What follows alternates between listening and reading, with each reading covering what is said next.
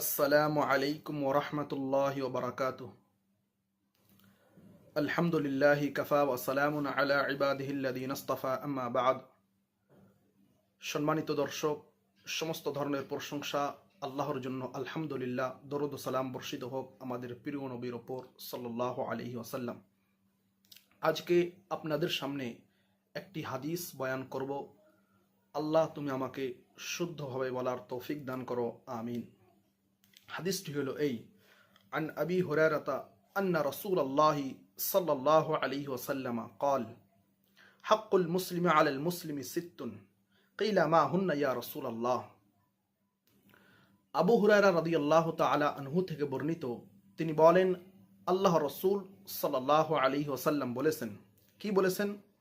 যে হাক্কুল মুসলিমি আলাল মুসলিমি সিত্তুন, একজন মুসলমানের প্রতি অপর মুসলমানের 6টি হক রয়েছে। হাক্কুল মুসলিমি আলাল মুসলিমি সিত্তুন, একজন মুসলমানের প্রতি অপর মুসলমানের উপর 6টি হক রয়েছে। কিলা, জিজ্ঞেস করা হলো, অর্থাৎ সাহাবায়ে কেরামগণ জিজ্ঞেস করলেন, মা হুন্না ইয়া রাসূলুল্লাহ, সেইগুলো কি? আপনি যে 6টি হকের কথা বললেন সেইগুলো কি? ক্বালা, আল্লাহ রাসূল সাল্লাল্লাহু আলাইহি ওয়াসাল্লাম বললেন, ইদা লাকিতাহু ফাসাল্লিম আলাইহি, যখন তুমি কোনো মুসলমান ভাইয়ের সাথে সাক্ষাৎ করো তাকে তুমি সালাম দাও। এটি প্রথম।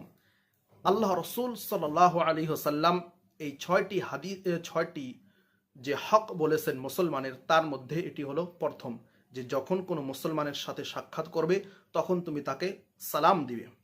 দ্বিতীয় হলো ওয়া ইদা দাআকা ফাআজিবহু, এবং তোমাকে কেউ দাওয়াত দিলে তার দাওয়াত গ্রহণ করবে, কবুল করবে। এবং আজকে সমাজের ভিতরে এটি একটি জিনিস দেখা যায় যে অনেক মুসলমান ভাই আমরা এমন রয়েছি যে যাদেরকে দাওয়াত দেওয়ার পরে তারা দাওয়াত কবুল করার পরেও তারা দাওয়াতে অংশগ্রহণ করে না। এটি একটি বদ অভ্যাস।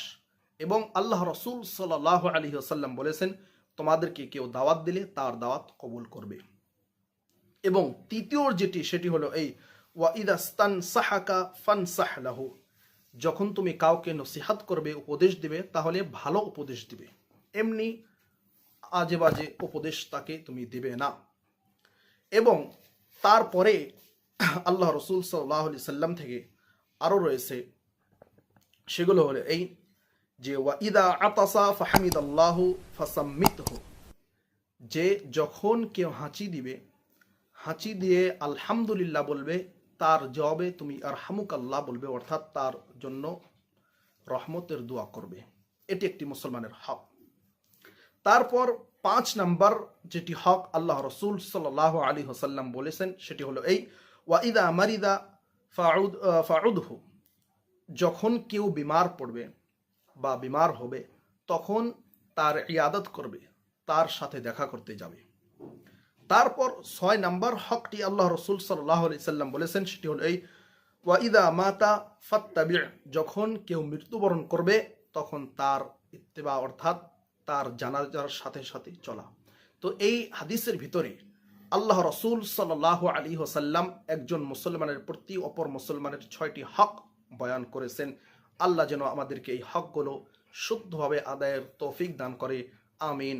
আজকের ভিডিও এখান থেকে শেষ করতেছি।